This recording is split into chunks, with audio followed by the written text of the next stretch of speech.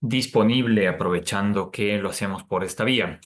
Vamos a revisar el día de hoy el último de los temas de este componente del sistema endocrino. Vamos a hablar sobre las glándulas suprarrenales, un capítulo que también es extenso por la multiplicidad de acciones que producen estas glándulas y que la vamos a dividir en dos partes inicialmente. Vamos a hablar nosotros en primer lugar de lo que son las hormonas suprarrenales per se, los corticosteroides, y luego vamos a centrarnos un poco en hablar sobre los esteroides sexuales, que no son exclusivamente producidos a nivel de las glándulas suprarrenales, pero que éstas aportan también.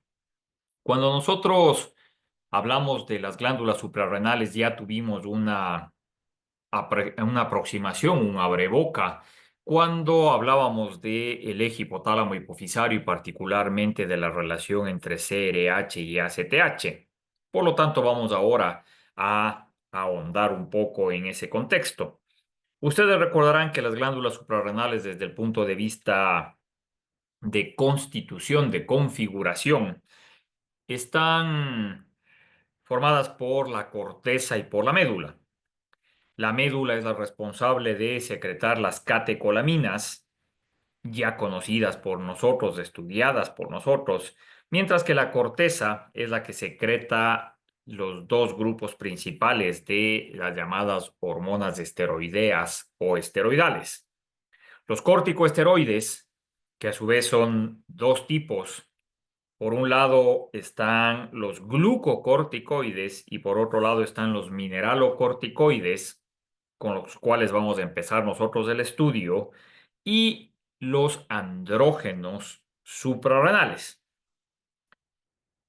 Hablando específicamente de la corteza suprarrenal, como ustedes tendrán a bien recordar, está constituida por tres segmentos o tres zonas que tienen una función diferenciada. En primer lugar, bueno, tienen una función diferenciada, pero tienen todas un precursor común, el colesterol, que ya habíamos hecho nosotros mención que es la materia prima para la síntesis de todos los adrenocorticoesteroides. La zona externa, la zona exterior, conocida también como la glomerulosa, es la responsable de la producción de los mineralocorticoides, ejemplificados por la aldosterona, responsable del metabolismo de la sal y el agua, o del control de la sal y el agua. La zona intermedia, conocida como la zona fasciculata, es la que se encarga de la síntesis de los glucocorticoides, ejemplificados por el cortisol, la que está a cargo del metabolismo y, por supuesto, de la respuesta frente al estrés. Y la zona interna, o denominada la zona reticularis, es la que se encarga de la secreción de los andrógenos de origen suprarrenal, que vamos a revisarlos de aquí a poco. La secreción de las dos zonas internas y quizás en menor medida de la zona externa guardan una relación con el eje hipotálamo hipofisario, con la función de la ACTH y a su vez, por supuesto, de la CRH, siendo los glucocorticoides el principal sustrato para la retroalimentación negativa, para el autocontrol, para el feedback en la secreción de ACTH por parte de la hipófisis y la correspondiente regulación con la CRH. Vamos, por lo tanto, en los siguientes minutos nosotros a ir develando algunas particularidades de cada uno de estos productos.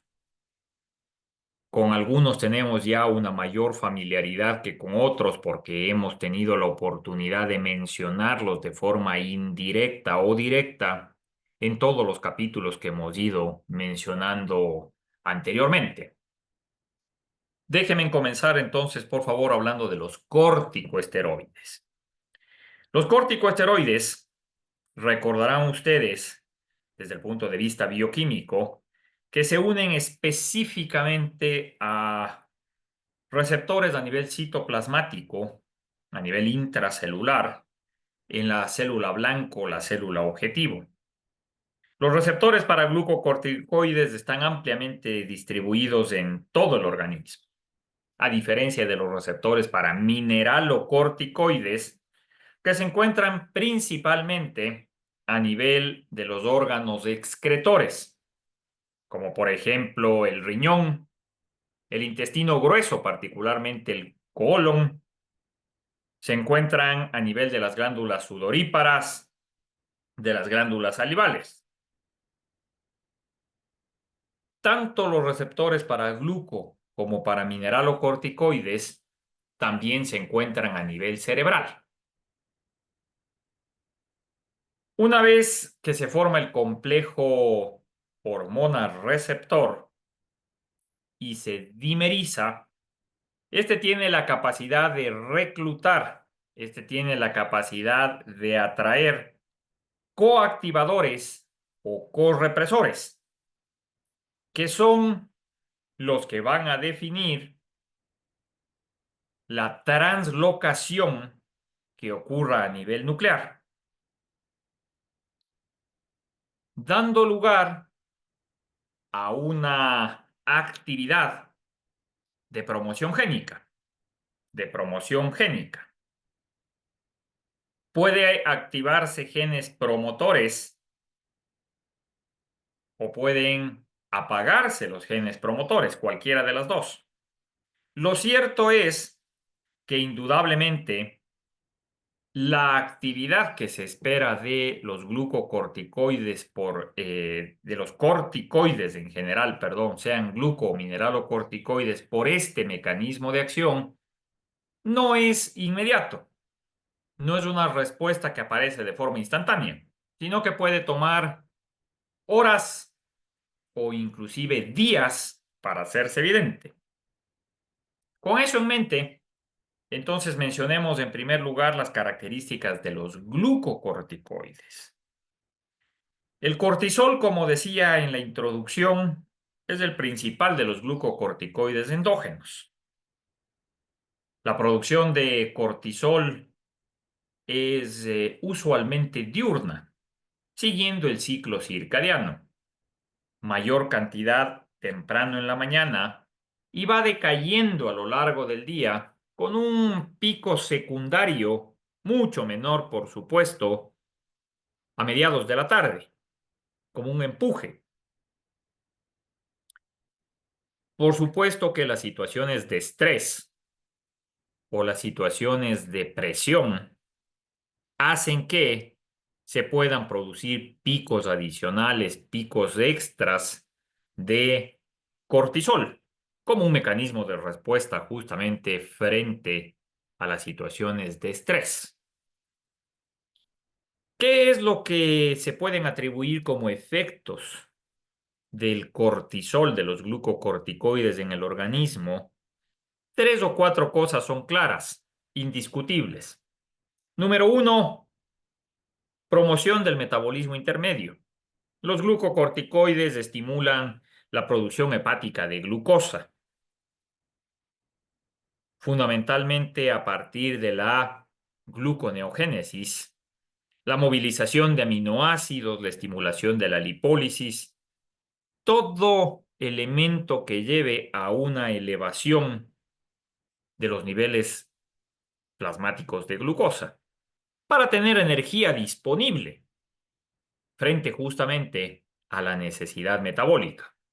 2, incremento de la resistencia frente al estrés. Esa elevación de la glucosa plasmática hace que el organismo esté preparado frente al trauma, al sangrado, a las agresiones, a las infecciones, etc. De hecho, La liberación de glucocorticoides puede promover hipoglicemia si es que no existen las reservas necesarias. 3. Los glucocorticoides modifican la celularidad sanguínea en el organismo. Disminuyen eosinófilos, disminuyen basófilos, disminuyen los monocitos, disminuyen los linfocitos. Pero contrariamente, glucocorticoides incrementan glóbulos rojos, perdón, incrementan la hemoglobina, aumentan las plaquetas y, por supuesto, aumentan los polimorfonucleares, los granulocitos. Glucocorticoides tienen una poderosa actividad antiinflamatoria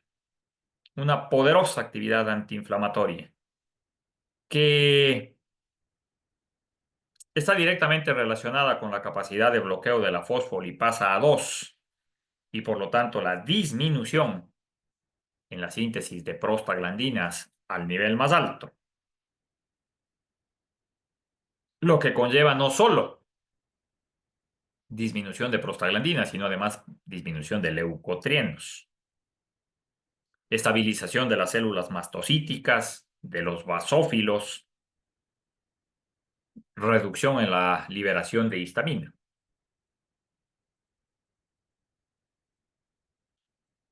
Por todas esas acciones atribuibles a los glucocorticoides, la utilidad terapéutica que tienen los glucocorticoides es fantástica. Es sumamente amplia.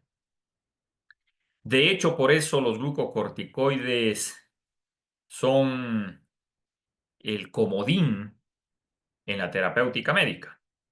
Con el tiempo y la práctica, ustedes van a darse cuenta que no hay paciente que no responda a los glucocorticoides y que no hay patología que no responda favorablemente a los glucocorticoides.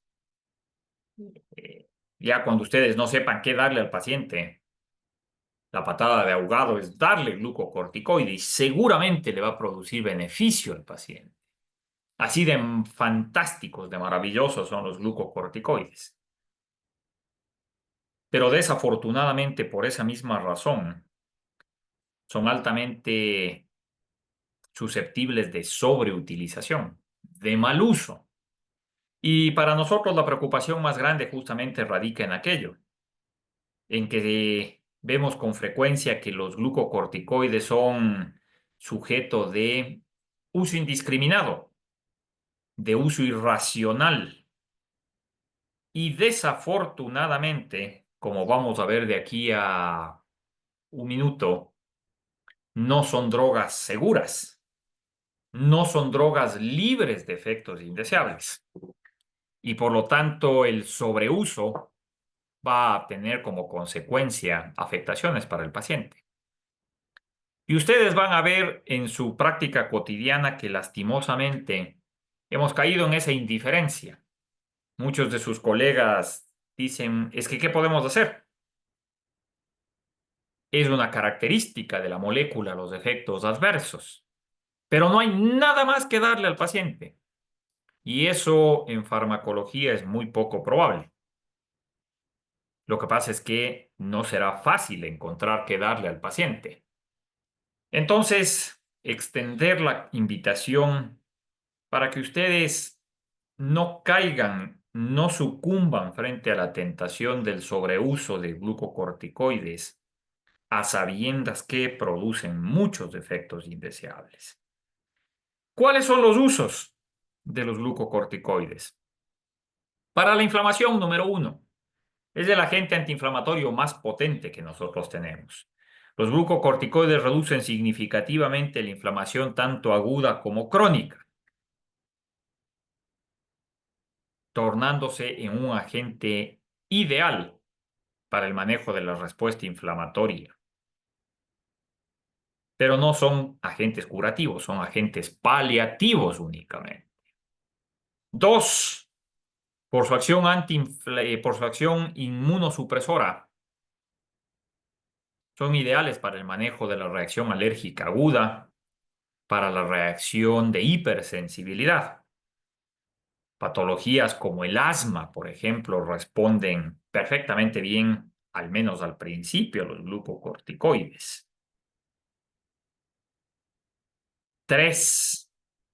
En aquellos casos en los que tenemos insuficiencia suprarrenal primaria, enfermedad de Addison, los glucocorticoides son terapia de reemplazo hormonal, indiscutiblemente. 4. Nosotros podemos echar mano de los glucocorticoides en la hiperplasia suprarrenal congénita.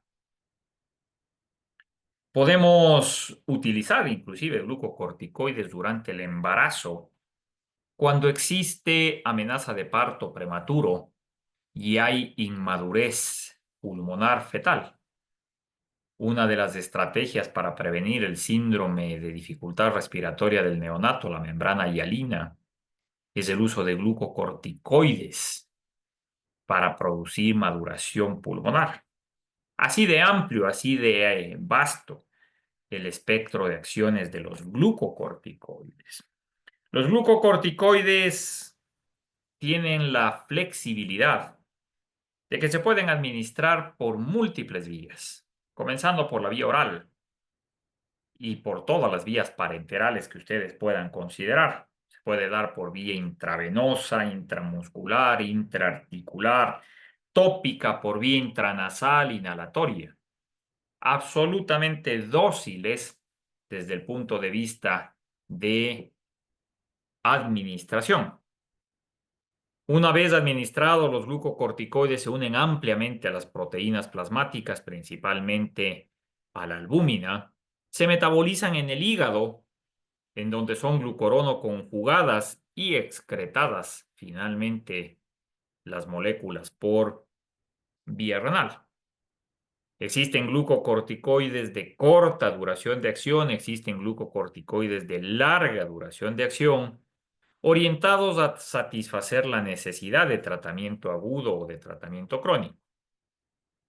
Importante destacar que los efectos adversos son absolutamente dosis y tiempo dependientes. Dosis y tiempo dependientes. Por lo tanto, no se debe abusar del uso de glucocorticoides en dosis innecesariamente altas, pero tampoco se deben dar dosis bajas de manera prolongada. Si hiciéramos nosotros un resumen sobre el uso de los glucocorticoides, yo me atrevería a decir que tenemos dos grandes aristas: el uso agudo y el uso crónico. Entendiéndose por uso agudo el que es autolimitado. La más común de las variantes de uso agudo es la monodosis. Cuando ustedes tienen un paciente que requiere un fenómeno antiinflamatorio agudo, antialérgico agudo, una sola dosis. Dar una sola dosis de glucocorticoide automáticamente apaga las glándulas suprarrenales por el exceso de corticoides exógenos. Sin embargo, como es una sola dosis, conforme la droga vaya eliminándose del organismo, las suprarrenales se van a volver a encender y a tomar el control sin ningún problema. Por ende, dar una dosis es irrelevante desde el punto de vista de potencial toxicidad. Pero si en ese mismo uso agudo ustedes deciden ya no dar una sola dosis, sino que ustedes dicen vamos a dar varias dosis y más todavía vamos a darle durante algunos días, vamos a dar 2, 3, 4, 5 días, que es un uso agudo, tomar en consideración que las suprarrenales son extremadamente sensibles a los corticoides exógenos. Y por lo tanto, al dar durante varios días, dar dosis repetidas, las suprarrenales igual se van a apagar. Pero desafortunadamente, son muy sensibles las glándulas suprarrenales. Y el momento que ustedes supriman el glucocorticoide exógeno, la suprarrenal ya no se prende enseguida. la suprarrenal persiste apagada. Y eso lleva a que el paciente pueda hacer, por ende, una crisis addisoniana, una insuficiencia suprarrenal aguda, que puede ser mortal, que puede ser fatal para el individuo. Por esa razón, recordar siempre que cuando se han dado múltiples dosis de glucocorticoide durante varios días, jamás, nunca se debe retirar el glucocorticoide abruptamente. Hay que retirar de forma progresiva. Nosotros solemos decir hay que retirar en embudo, es decir, hay que ir reduciendo paulatinamente la dosis para darle al organismo la posibilidad de que esas suprarrenales se enciendan y retomen el control. Normalmente nosotros lo que hacemos es ir reduciendo a la mitad la dosis en periodos de 24 o 48 horas. No creo que exista un solo profesional de la salud, un solo médico que no recuerde esto. Pero es muy importante, doctores, que ustedes, por favor, al paciente le enseñen esto, al paciente le eduquen. Porque ahora que la información está disponible tan fácil, cabe la posibilidad que el paciente, sus familiares, sus amigos lean sobre los corticoides y digan, uy, esto es peligrosísimo, esto es dañino para el organismo, suspende enseguida. Y que el paciente tome la decisión unilateral, equivocada, por supuesto, de suspender un tratamiento glucocorticoide abruptamente, con la consecuencia que se puede producir. Entonces, enséñele, por favor, al paciente que hay que tener cautela y hacer el retiro progresivo para minimizar las consecuencias. En el uso agudo no tenemos mayor reparo. Cuando se necesita cronificar el tratamiento, cuando el paciente tiene que recibir ya de una forma sostenida el glucocorticoide, y como vuelvo y repito, casi siempre bajo la excusa de que no hay nada más que darle, es cuando viene la batería de eventos adversos de mayor preocupación. El uso crónico de glucocorticoides, el uso de dosis altas de glucocorticoide, produce al final, y por favor recuerden que este es el estadio más avanzado de la toxicidad de los glucocorticoides, produce el famoso síndrome de Cushing. Síndrome de Cushing que es explícito, que se autodiagnostica. Ustedes cuando van a clases en el bus, la señora que va sentado al lado de ustedes dice, ve ese Cushing. Y ustedes dicen, ah, cierto. ¿Cómo sabe la señora? Es que es inconfundible. Las tres características del síndrome de Cushing, cara de luna llena, se pierde la curvatura normal de la cara. Todos tenemos la cara en forma de pera, una pera invertida o una pera normal. El paciente con Cushing le tiene completamente redondeada, rellena. Dos, obesidad concéntrica. Entendiéndose por obesidad concéntrica, aquella que presenta una desproporción entre el abdomen y los miembros, a diferencia de la obesidad clásica. El paciente tiene un abdomen globoso y unas extremidades delgaditas. Es una imagen caricaturesca, desproporcionada. Y tres, la joroba o la jiba, el acúmulo de grasa en la parte posterior del cuello. Inconfundible el Cushing. Recuerden que ese pobre paciente que ya desarrolló Cushing ha pasado por una serie de problemas previos inevitables y está en el estadio más avanzado al que no quisiéramos que llegue y no deberíamos permitirnos que lleguen los pacientes. Pero nosotros, como digo, tenemos un sobreuso muy marcado de glucocorticoides y por eso la tasa de síndrome de Cushing es muy alta. ¿Qué problemas se presentan antes del Cushing? Tenemos 12 o 15 problemas asociados.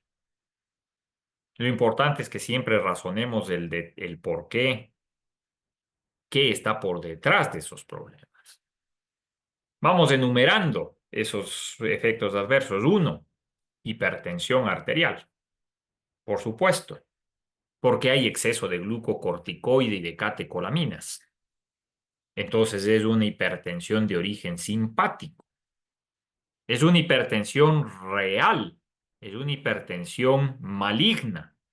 Es una hipertensión que necesita tratamiento farmacológico. Dos, hiperglicemia. ¿Por qué? Porque ya dijimos que se promueve la gluconeogénesis, la glucogenólisis, la lipólisis, el uso de reservas energéticas, se elevan los niveles de glucosa. No se produce diabetes, ojo, pero sí hay niveles más altos de glucosa. Si el paciente es diabético y recibe glucocorticoides, va a descontrolarse metabólicamente. Tres, inmunosupresión, porque ya hemos dicho que se afectan las células blancas y por lo tanto el paciente tiene un mayor riesgo de infecciones. Está desprotegido en mayor medida. Cuatro, nosotros vamos a tener a nivel gastrointestinal aumento de la secreción ácida gástrica con disminución en la formación de moco. Eso representa que este paciente va a tener mayor tendencia a la lesión gastrointestinal, úlcera, sangrado, perforación. 5. Este paciente va a tener disminución en la síntesis de colágeno.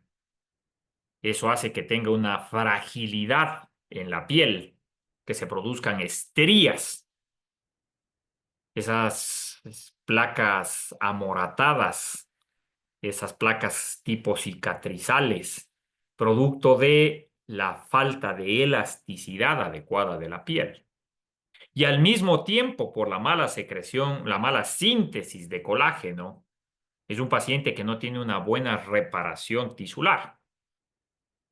No cicatriza con normalidad. Las heridas toman mucho más tiempo para repararse. 6. Este paciente tiene desmineralización ósea. Hay un desbalance entre la actividad del osteoclasto y del osteoblasto. Se degrada más hueso del que se forma. Recordarán ustedes que este es un fenómeno relacionado con los receptores rank L, rank 1. Y por lo tanto se genera una osteoporosis iatrogénica con el correspondiente riesgo de fracturas. Los glucocorticoides son el agente número 1 para producir osteoporosis temprana. Y claro, si es que hay desmineralización ósea, ese calcio tiene que irse a algún lado. Y el sitio predominante va a ser el riñón. Va a producirse hipercalciuria. Y la hipercalciuria es el principal factor de riesgo para desarrollo de cálculos renales. Por suerte, ustedes recordarán con qué estrategia farmacológica podemos nosotros evitar la hipercalciuria. Y se acordarán que ahí estaban los diuréticos tiacídicos, que sirven también para hipertensión. Entonces, por sentido común, 2 por 1. Todo paciente que recibe glucocorticoides, que recibe terapia glucocorticoide, debería estar recibiendo diurético tiacídico para controlar la hipertensión, para evitar la hipercalciuria y los cálculos renales. Pacientes que reciben glucocorticoides tienen afectación a nivel del ojo. ¿Qué se producirá? ¿Midriasis o miosis? Ustedes que ya pasaron con creces ese capítulo. Midriasis, ¿no es cierto? Midriasis, efecto catecolaminérgico. Al haber midriasis, el drenaje de la cámara anterior a la cámara posterior disminuye. Existe vasoconstricción en los plexos ciliares y por lo tanto en los cuerpos ciliares y por lo tanto eso hace que aumente la presión intraocular. En el libro dice, y en varios otros, dice que puede, por lo tanto, los glucocorticoides predisponer a glaucoma. Yo particularmente creo que eso es un poquito exagerado. No he visto que desarrolle glaucoma. Lo que sí está claro es que si el paciente tiene glaucoma previo, no debería utilizarse glucocorticoides, porque podemos exacerbar una crisis glaucomatosa. Pacientes que reciben glucocorticoides tienen desarrollo de cataratas, opacidad del cristalino.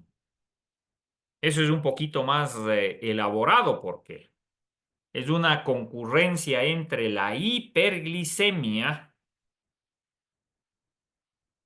y el efecto pupilar.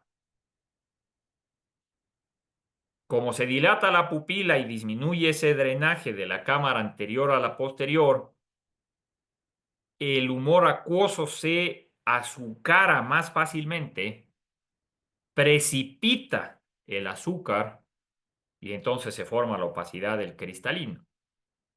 Cataratas. Paciente que está recibiendo glucocorticoides tiene trastornos conductuales. Esto es una suma de varios factores. En primer lugar, porque se afectan los patrones de sueño. Obvio, si ya no hay el ritmo circadiano, sino que los corticoides están planos, el individuo no duerme bien, no descansa. Y toda persona que no duerme, no descansa, le cambia el humor. Se pone irritable, se pone agresivo. Individuos que reciben glucocorticoides desarrollan depresión. Perdón, depresión orgánica, depresión real. ¿Por qué razón? Porque como hay exceso de glucocorticoides, disminuye la síntesis endógena de los glucocorticoides. Pero esto se descompensa mucho más a nivel cerebral. Y entonces bajan los niveles de catecolaminas en el cerebro. Y se produce, por lo tanto, depresión de origen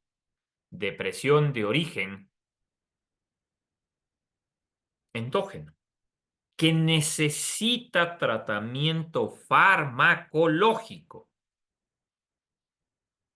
No es que póngale ánimo, no es que ya le va a pasar. Es un proceso bioquímico. El individuo que recibe glucocorticoides tiene aumento de apetito, tiene afectación de la función sexual, tiene alteraciones en el eje hipotálamo hipofisario. En el caso de los niños, los glucocorticoides promueven el cierre epifisario y por lo tanto se asocian con talla corta, afectan el crecimiento. En fin, pueden cotejar ustedes por ende que es un impacto extremadamente grande y variado para el individuo. Por ende, no es justo, no está bien exponerle al individuo a toda esta problemática a expensas del beneficio que se puede lograr con los glucocorticoides. Sean ustedes entonces suficientemente críticos al momento de utilizar el glucocorticoide. Nosotros decimos de manera mnemotécnica que por eso el glucocorticoide debe darse la menor dosis posible, el menor tiempo posible, a fin de minimizar estos efectos adversos. Así como podemos nosotros mimetizar la actividad de los glucocorticoides, nosotros tenemos disponibles agentes que pueden inhibir la síntesis de los adrenocorticoesteroides. Pero previo a ello, déjenme regresar rápidamente a los mineralocorticoides. Los mineralocorticoides, los agentes que controlan, como dijimos, los minerales, los electrolitos y el agua en el organismo, particularmente el sodio y el potasio, están ejemplificados por la aldosterona, el principal de los mineralocorticoides endógenos. La aldosterona actúa particularmente a nivel renal, a nivel del túbulo colector, a nivel del túbulo contorneado distal, en donde causa reabsorción de sodio, bicarbonato y agua, al tiempo que promueve o disminuye la reabsorción de potasio e hidrogeniones.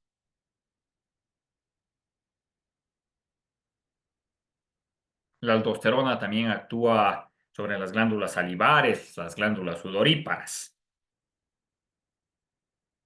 Aldosterona está involucrada con otras actividades, como nosotros ya hemos venido mencionando, la remodelación cardíaca, el edema periférico, la citis, etc.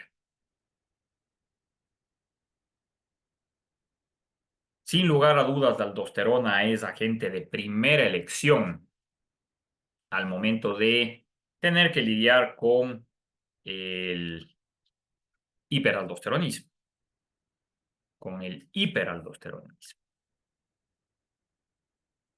Cuando nosotros tenemos que revertir, cuando nosotros tenemos que disminuir el exceso de aldosterona en el organismo.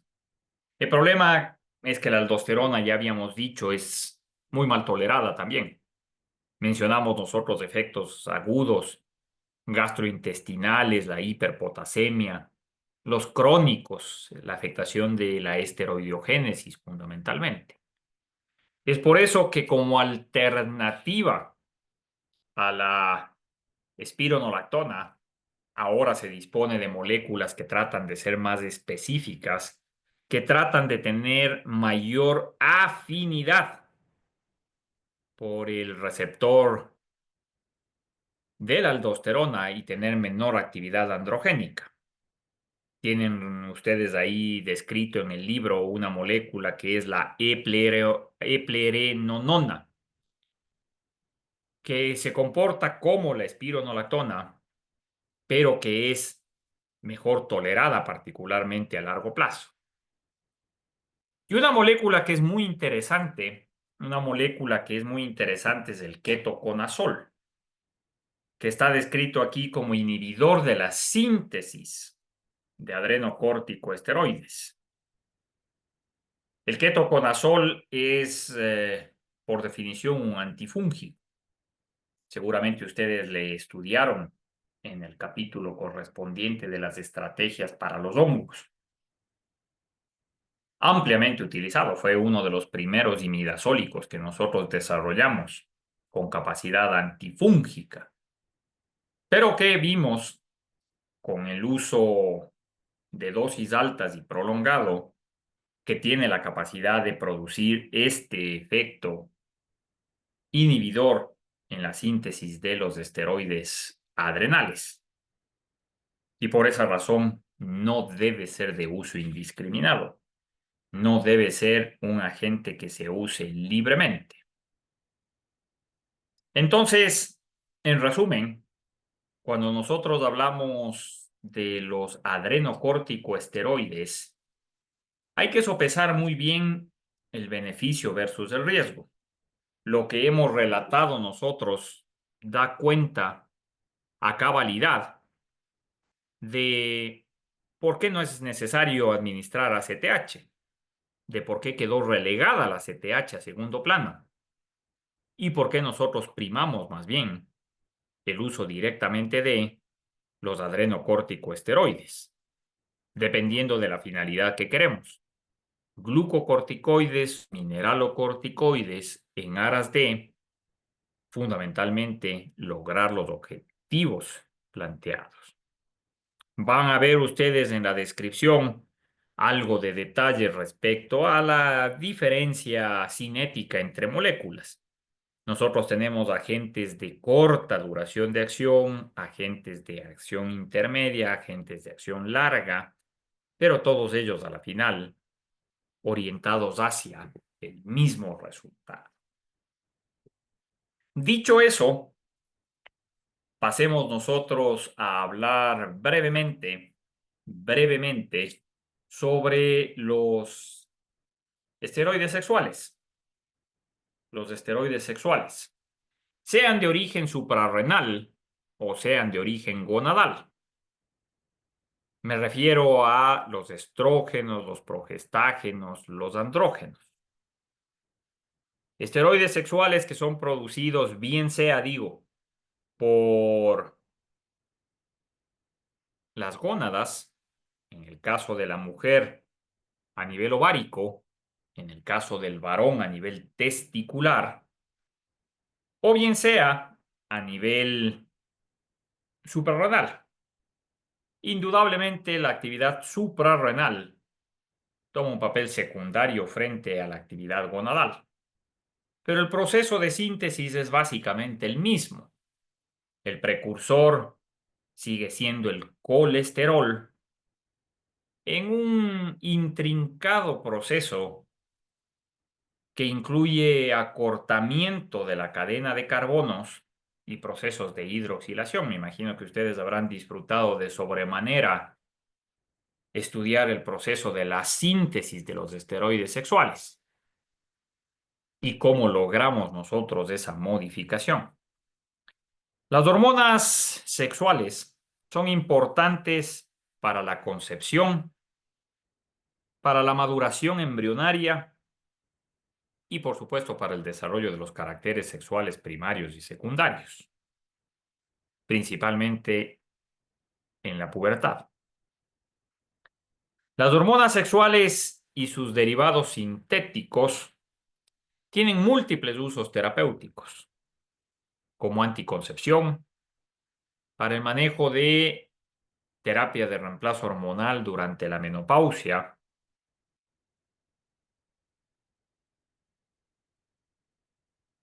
y, por ende, el conocimiento de los esteroides sexuales nos ha ampliado el panorama a otros ámbitos como, por ejemplo, el tratamiento y la prevención del cáncer, particularmente en aquellos tumores que son hormonosensibles u hormonodependientes.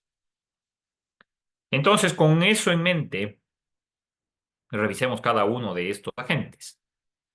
Comencemos nosotros hablando de los estrógenos. Los estrógenos están, los estrógenos están ejemplificados por el más potente de ellos, producido endógenamente a nivel ovárico, el estradiol.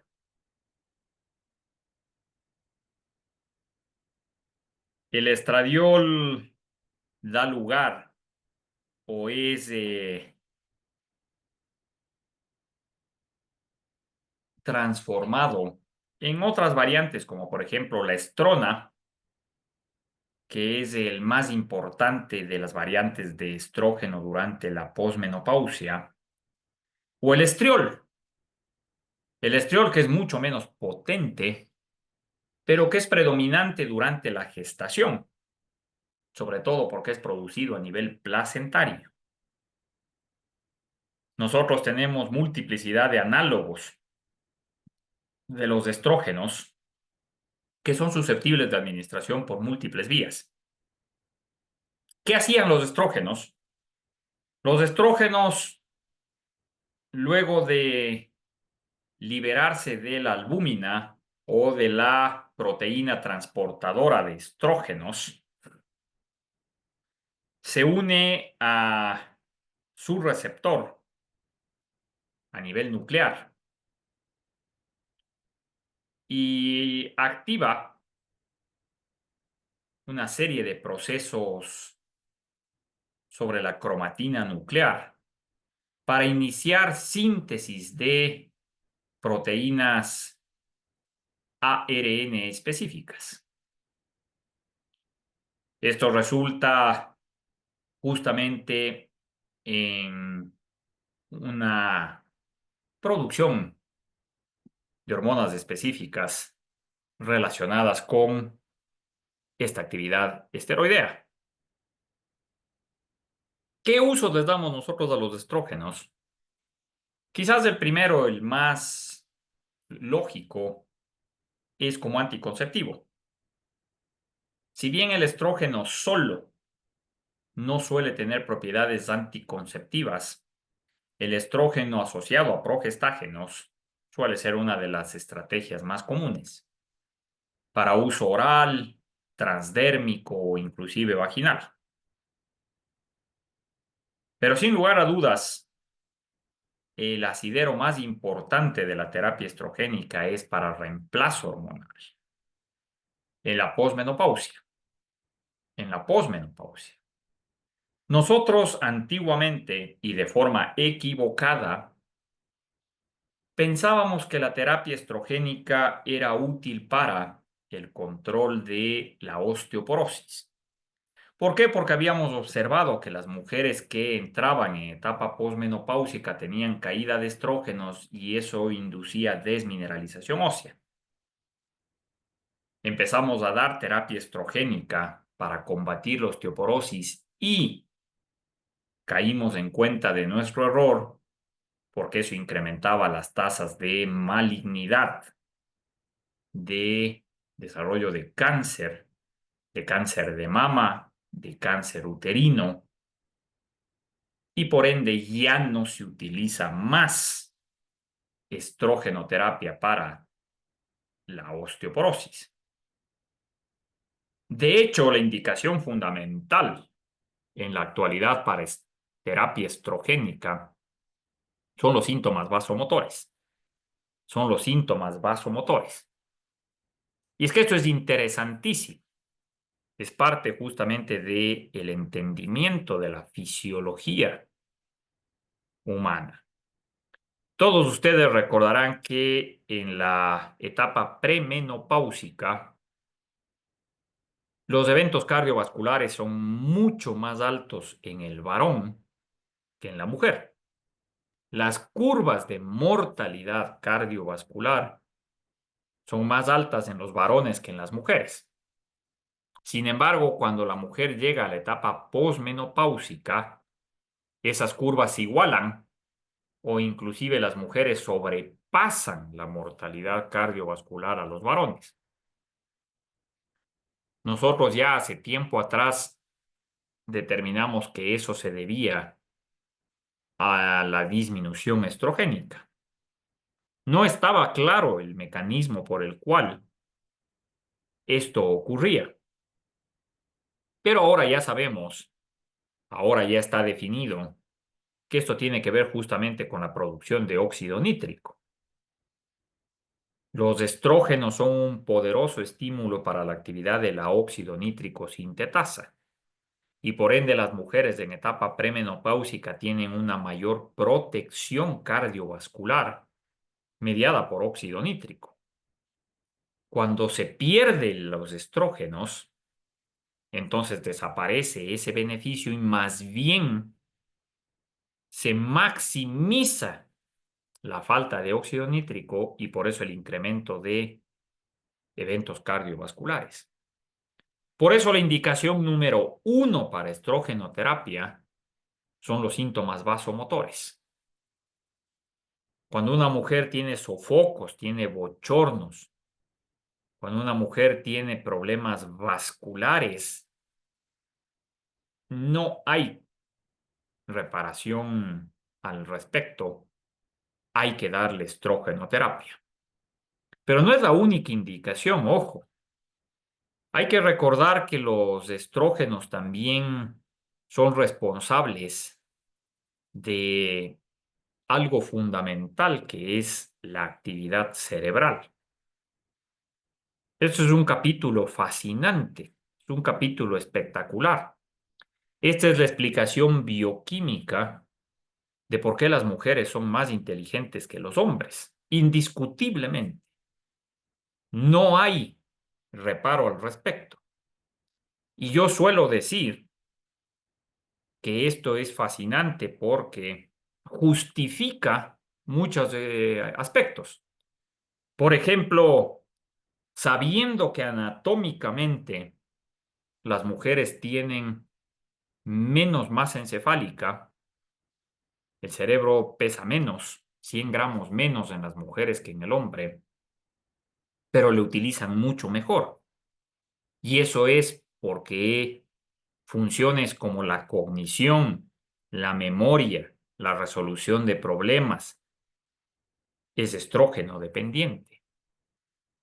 Tanto es así que los varones, para poder tener una mejor función cerebral, necesitamos transformar los andrógenos en estrógenos. Tenemos una aromatasa a nivel cerebral para tratar de suplir esa deficiencia. Por eso hay que tener un cerebro medio femenino, para poder tener una buena función cognitiva. Y claro, cuando entra esa mujer en menopausia, caen los estrógenos y se impacta de forma indiscutible la función cognitiva. De tal manera que, claro, se bloquean la actividad y la función cerebral, a tal punto que es una causa orgánica de depresión, la depresión posmenopáusica, que es real. Ilusamente, a veces nuestros colegas tratan de buscar justificaciones irrisorias. Es que debe ser que como ya pierde la función reproductiva, debe ser que la mujer siente que su ciclo de vida ha cambiado. No, no, no. Es orgánico, es falta de estrógenos. Y por ende hay que dar terapia de reemplazo estrogénico. 3. Los estrógenos son fundamentales para una buena epitelización, para una buena formación de membranas mucosas. Entonces, mujer que está en etapa posmenopáusica tiene afectación de las mucosas, resequedad de las mucosas nasales, bucales, de las mucosas geniturinarias, mayor riesgo de infecciones urinarias, de dispareumia, dolor coital, molestias vaginales, que a eso se suma el componente afectivo, depresivo, y que hace que la mujer pierda el apetito sexual, que tenga rechazo a las relaciones y que se puede ver favorecido considerablemente con terapia estrogénica. Claro, el limitante va a ser que exista efectivamente menos riesgo o control del riesgo de malignización. Por eso, en muchos casos, hay que hacer terapia de reemplazo hormonal combinada, combinada. Ahí es donde vale la pena entonces hablar del segundo grupo que son los denominados moduladores selectivos de los receptores de estrógeno. El nombre es explícito. Los moduladores selectivos de los receptores estrogénicos. A estos se les conoce con las siglas en inglés de Selective Estrogen Receptor Modulators, los SERMs, SERM, los moduladores selectivos de los receptores estrogénicos, que son una clase de estrógenos, de análogos estrogénicos que tienen la capacidad selectiva de comportarse como agonistas o como antagonistas, dependiendo del tejido. En este grupo de los moduladores selectivos de los receptores de estrogénicos se incluyen moléculas clásicas como el tamoxifeno, el raloxifeno e inclusive el clomifeno. Miren ustedes que, por ejemplo, el tamoxifeno se une al receptor estrogénico en el tejido mamario. Y por eso el tamoxifeno es actualmente utilizado para el tratamiento del cáncer de mama metastásico, el que es hormonosensible. El raloxifeno, si bien puede unirse al receptor estrogénico a nivel mamario, tiene mayor afinidad por el receptor estrogénico a nivel óseo.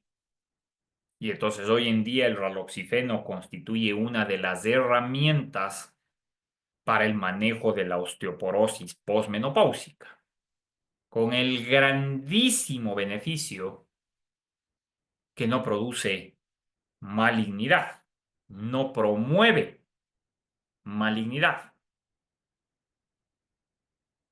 A diferencia de los estrógenos, a diferencia del tamoxifeno, el raloxifeno no estimula el crecimiento endometrial y entonces está libre de ese riesgo de malignización, de ese riesgo de malignización. El clomifeno actúa como un agonista parcial estrogénico e inhibe el feedback negativo de los estrógenos sobre el hipotálamo. Consecuencia de ello, incrementa la secreción de gonadotrofinas, de GnRH.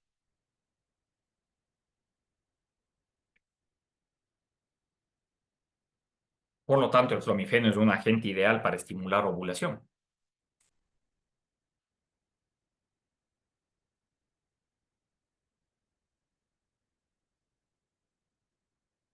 Entonces, los moduladores selectivos de los receptores estrogénicos tienen una versatilidad y un potencial de acción muy interesante. A eso se suma que tienen la gran ventaja de que se pueden administrar por vía oral. Se absorben bien en el tracto digestivo, son metabolizados, por supuesto, por múltiples variedades de citocromo P450. Son glucorono conjugados y se eliminan de forma compartida por las heces y por la orina. Los efectos adversos de los moduladores selectivos dependen del comportamiento de la molécula. Por ejemplo, en el caso del tamoxifeno, vamos a generar nosotros una menopausia iatrogénica. Entonces va a haber sofocos, bochornos, trastornos gastrointestinales, proliferación endometrial, etcétera. 3, nosotros podemos mencionar los progestágenos, estrógenos, moduladores selectivos. 3 progestágenos. La progesterona, la principal variante de progestágeno endógeno, es producida en respuesta, recordarán ustedes, a la LH, a la hormona luteinizante, tanto en las mujeres como en el varón.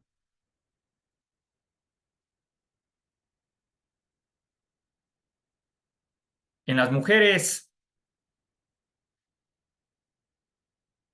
el cuerpo lúteo es el responsable. En la segunda mitad del ciclo menstrual. Y si es que existe, por supuesto, concepción, se mantiene los niveles de progestágenos hasta que se forma la placenta y la placenta luego toma a cargo esa producción de progestágenos. En el caso del varón, son los testículos los responsables de la producción de progesterona. En los dos casos, las glándulas suprarrenales también tienen esa capacidad. Mecanismo de acción. Los progestágenos actúan de forma muy semejante a las otras hormonas sexuales. En el caso de las mujeres, la progesterona promueve el desarrollo de la fase secretora endometrial, pensando en una posible implantación para tener todo listo para la implantación del embrión, si es que existe fecundación. Los niveles elevados de progesterona son liberados por el cuerpo lúteo durante la segunda fase, decía, del ciclo menstrual, la fase lútea,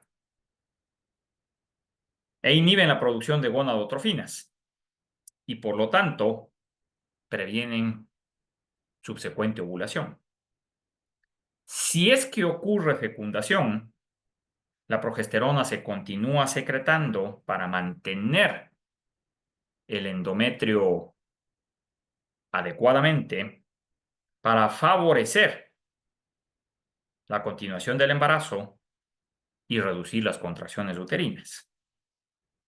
Por el contrario, si es que no hay fecundación, el cuerpo lúteo involuciona, la liberación de progesterona cesa abruptamente y eso hace que se produzca la descamación endometrial y sobreviene el sangrado menstrual. El principal uso clínico de los progestágenos es como anticoncepción, como anticoncepción.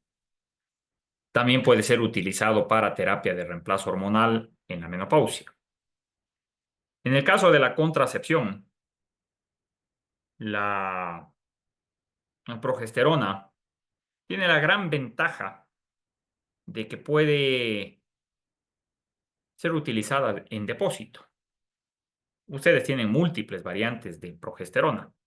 Los agentes sintéticos están ejemplificados por el desogestrel, el levonorgestrel, la noretindrona, la medroxiprogesterona, etc. Agentes que cuando se administran por vía parenteral tienen una vida media larga, 40, 50 días, de forma tal que pueden tener duración de acción durante 3 meses. Y eso da una comodidad, una seguridad, indudablemente. Importante para mí destacar que los progestágenos, desafortunadamente, contrarrestan los beneficios de los estrógenos. No se olviden de aquello. Así como los estrógenos son positivos a nivel vascular, a nivel cerebral, etcétera, los progestágenos menoscaban esa actividad. Es por esa razón que uno dice, entonces habría que dar solo terapia estrogénica. Sí, siempre y cuando no exista riesgo de malignidad. Entonces, uno de los elementos claves suele ser la presencia de útero, ¿o no? Si la mujer está histerectomizada, nosotros primamos darle terapia estrogénica. Pero si la mujer tiene todavía matriz, tiene todavía útero, hay que dar progesterona para evitar la malignidad. Pero el beneficio puede ser menor. Por esa razón, los efectos adversos clásicos de los progestágenos, cefalea, depresión, ganancia de peso, disminución de la libido, etcétera. Hoy disponemos nosotros también de antagonistas de la progesterona. Hay una molécula en particular, la mifepristona, que es fundamental para suspender el embarazo. Un agente para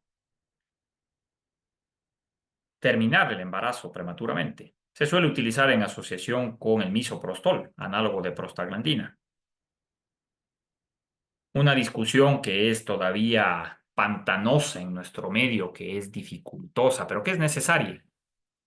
que hay que hacerla con altura y que hay que hacerla con conocimiento científico. Eso me lleva a mí a mencionar, simplemente mencionar, porque seguramente esto ustedes lo van a poder leer en el texto y van a poder después profundizar sobre todo cuando lleguen al módulo respectivo de mujer, que es el uso anticonceptivo de los esteroides sexuales. La contracepción es un elemento fundamental que puede tener mecanismos no hormonales, como los de barrera, condón, diafragma, dispositivos intrauterinos, pero que es mucho más efectivo, sin duda alguna, desde el punto de vista hormonal. Y hay múltiples alternativas. Ustedes tienen anticonceptivos combinados, estrógenos, progestágenos, que tratan de mimetizar la ciclicidad. Tienen alternativas transdérmicas, alternativas vaginales, inyectables e inclusive implantes que son de larga duración, pero que necesitan de un proceso educativo por detrás, necesitan de un asidero cultural por detrás, en el que tenemos que trabajar muchísimo, doctores. Es todavía vergonzoso y preocupante tener que reconocer que el Ecuador es el país en la región número 2 con la tasa más alta de embarazo adolescente. El Ecuador es el país número 2 en la región con la tasa más alta de embarazos no deseados, que se podrían prevenir, que se podrían evitar. Porque si bien por ley en este país la anticoncepción es gratuita e irrestricta, haciendo relación a que a nadie le tienen que preguntar nada. Si ustedes concurren a un centro de salud y ustedes piden anticoncepción, nadie tiene por qué pedirles cuentas, preguntarle cómo así, por qué, para qué. Pero eso desafortunadamente sigue sucediendo. Y eso genera barreras de acceso, dificultad de acceso. ¿Por qué es incómodo? Porque es algo que dificulta la accesibilidad. Peor todavía en las zonas periféricas, en las que equivocadamente, en las que equivocadamente el personal de salud que atiende es la gente de la misma comunidad. Entonces imagínense ustedes yendo a pedirle a su tía, a la amiga de su mamá, un método anticonceptivo. Es que es para una amiga, es que es para un amigo. Ni bien acaban de ustedes salir, ya se enterará todo el pueblo. Y esas son las cosas que el sistema de salud no analiza y que crea barreras evidentes. Claro que es más fácil, claro que es más práctico que la gente que vive en la misma zona trabaje ahí, pero va en contra del principio de sigilo, de privacidad, de secreto profesional. En fin, esa es una reflexión aparte que seguramente ustedes tienen que tomar y hacer. Déjenme ir al último punto que nos restaría revisar, los andrógenos. Los andrógenos. Los andrógenos son el grupo de esteroides que tienen una actividad anabolizante o mal llamada masculinizante, tanto para los varones como para las mujeres. El más importante de los andrógenos es la testosterona. que en el caso del varón es formado por las células de Leydig en el testículo, en el caso de la mujer en mucha menor cantidad por las células de la teca a nivel ovárico, y tanto en el varón como en la mujer a nivel suprarrenal. Otros andrógenos secretados por los testículos son la 5-alfa dihidrotestosterona, la androstendiona, la dehidroepiandrosterona.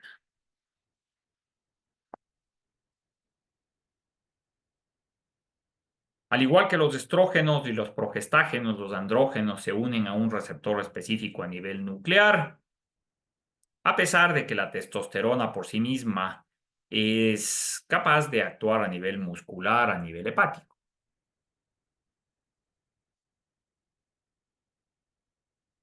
Los esteroides androgénicos son utilizados en el caso del varón para el manejo del hipogonadismo primario o secundario, cuando es un problema testicular o hipofisario.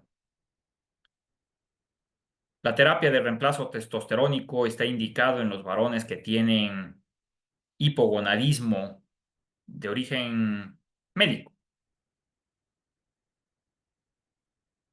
inclusive en aquellos procesos de envejecimiento. La testosterona en los últimos años ha sido utilizada en el caso de los hombres transgénero para promover virilización como una estrategia de terapia de reemplazo hormonal.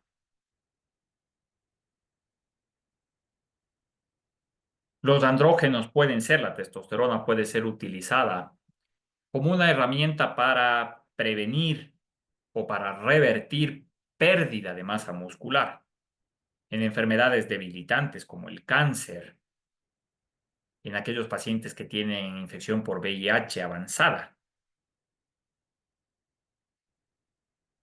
Hay mal uso también de los andrógenos, hay mal uso de la testosterona, principalmente para ganancia de masa muscular, fortaleza muscular, en el caso de los deportistas, de los atletas. Por eso ahora es sujeto de despistaje en los casos de dopaje. Hay mucha discusión respecto a la dehidroepiandrosterona como un agente rejuvenecedor, como un agente anti-envejecimiento. Los resultados todavía son discutibles, son ambiguos. Es que en el varón per se no existe andropausia, a diferencia de la mujer que es marcada la menopausia. En el varón no está establecido que exista andropausia y por ende la terapia de reemplazo hormonal no siempre brinda buenos resultados, mucho menos está indicada. Con la testosterona tenemos la gran limitación que no es susceptible de administración por vía oral. Única y exclusivamente se tiene que administrar por vía parenteral debido al elevado efecto de primer paso que tiene. Existen formas oleosas de depósito de testosterona que simplifican la administración, pero de todas maneras, vuelvo y repito, es parenteral.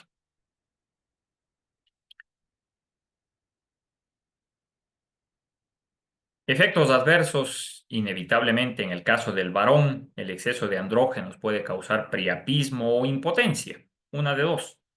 Disminuir la espermatogénesis, producir ginecomastia, cambios en la piel. En el caso de las mujeres, masculinización, acné, crecimiento de vello en zonas androgénicas, engrosamiento de la voz, trastornos menstruales.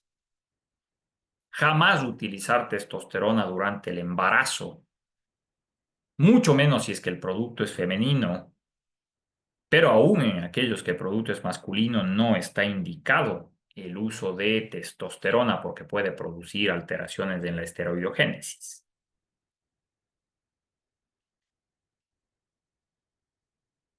Existe disponible también, para concluir, antiandrógenos.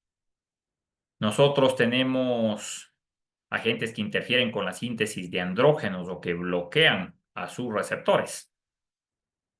Estos agentes son útiles, particularmente cuando nosotros tenemos tumoraciones, cáncer de próstata, que es hormonosensible, hormonodependiente. Ahí tienen ustedes moléculas como la flutamida, la enzalutamida, la nilutamida.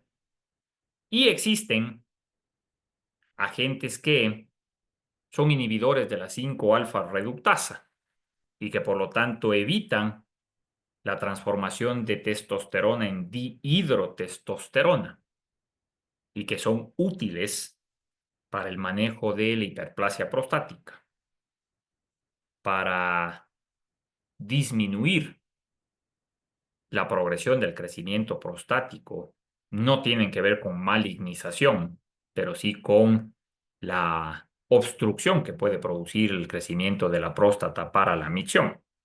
Ahí tienen ustedes moléculas como la finasterida, la dutasterida, inhibidores de la 5-alfa reductasa que disminuyen los niveles de dihidrotestosterona.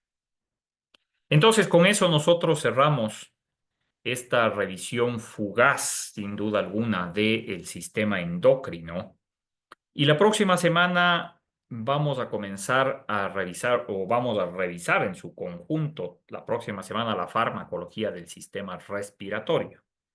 Vamos a hacer énfasis nosotros en dos problemáticas fundamentales: los procesos inflamatorios que involucran asma, rinitis alérgica, hiperreactividad bronquial, y los procesos no inflamatorios, ejemplificados por el enfisema o la enfermedad pulmonar obstructiva crónica, la EPOC. Para ello, por favor, para el prerequisito de la próxima semana, tengan la gentileza de venir revisando justamente la fisiopatología de estas dos enfermedades.